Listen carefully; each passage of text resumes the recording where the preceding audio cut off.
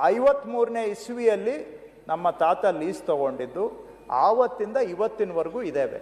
ನಮ್ಮ ತಾತನವರಿಂದ ಈ 20 ಎಕರೆ ನಮ್ಮ ಚಿಕ್ಕಪ್ಪ ಚನ್ನರಾಯಗೌಡ ಅಂತ ಅವರು ಭಾಗಕ್ಕೆ ಹೋಗಿದ್ದು. ಅವರು ತೀರೋದ್ಮೇಲೆ ಅವರ ಹೆಂಡತಿಯವರ ಹೆಸರಿಗೆ ಹೋಗಿದ್ದು.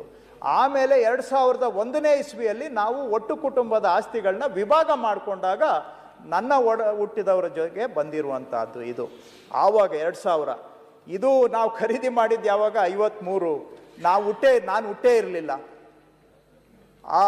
ಆವಾಗಂದು ಜಮೀನಿದು. ಆವಾಗ 256 ಎಕರೆ ಸಂಪೂರ್ಣ ಮಹಾರಾಜರಿಗೆ ದುಡ್ಡು ಕೊಟ್ಟು ಖರೀದಿ ಮಾಡಿರುವಂಥ ಜಮೀನು.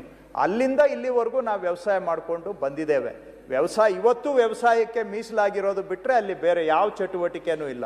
ಯಾರಾದರೂ ಬೇಕಾದರೂ ಬಂದು ನೋಡ್ಬೋದು. 1 ಇಂಚು ಏನಾದರೂ ನಾವು ಯಾವುದಾದ್ರೂ ಒತ್ತುವರಿ ಮಾಡಿದರೆ ಧಾರಾಳವಾಗಿ ನೀವು ಸರ್ಕಾರಕ್ಕೆ ಅದನ್ನು ನೀವೇ ಬಂದು